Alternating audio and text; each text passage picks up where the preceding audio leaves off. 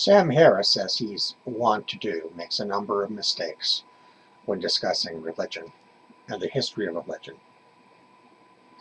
and the psychology of religion, none of which he has any great grasp of. He is not a religious studies scholar.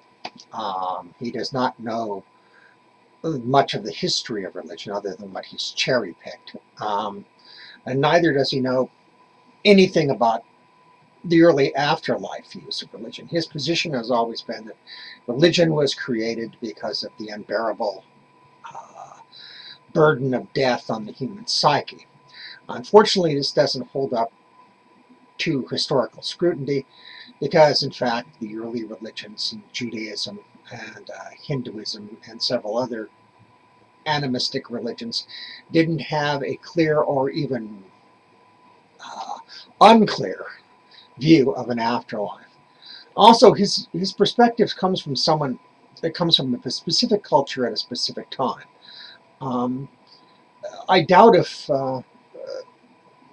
Dr. Harris has had a great deal of, I've seen a great deal of suffering in his life personally. The kind of poverty and illness that people in the third world and people in the poorer sections of the United States see every day. Those kind of things have a profound effect on your attitude towards death. When you've been suffering so badly that life doesn't seem to have a great deal of meaning, death is not something that is much feared.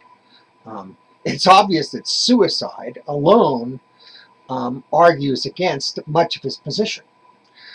Not to mention the historical facts, which is that religion existed in its early stages, at least, without any clear view or any view of the afterlife. In some situations, some of the early religions had an afterlife for the elite, but not for the common person.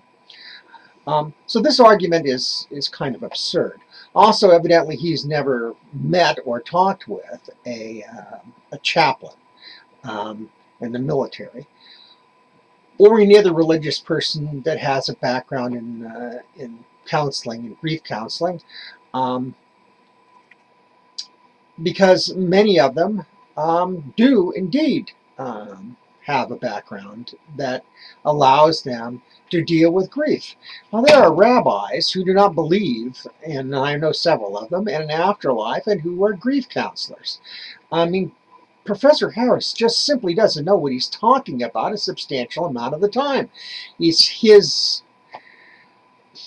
celebrity outweighs anything else. That he is a celebrity and he's written a couple of best-selling books means his arguments are valid even when there's a preponderance of evidence that shows that they are not valid. They are simply opinions.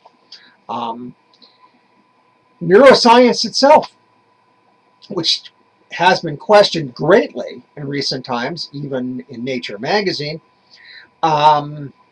because it is not nearly as precise nor as deep as we previously thought, and it's shown that many neuroscientists, certainly not the majority of them, have done fraudulent research, and that many of the conclusions that they came to were not substantiated when looked at closely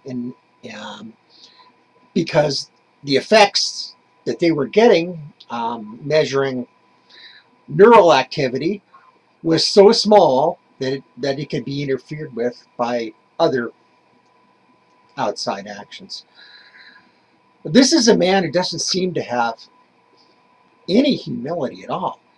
I would love to see him debate not a Christian minister or a rabbi or a mullah. I'd like to see him debate a religious studies scholar who really understands the dynamics of religion and who understands the history of religion, because Harris needs to be straightened out. His upper middle class, partially Jewish heritage, probably very well taken care of, which I mean when I said upper middle class, because there's a lot of Jewish people who are not upper middle lower class and have a very different background, working people. But obviously, he and his Quaker father or mother, whichever one was them, were well, Quaker background, but were agnostic and very well off. So he never had to face any of those issues. And those are the things that affect his view of the world. I have argued elsewhere that his views about morality and what science have to say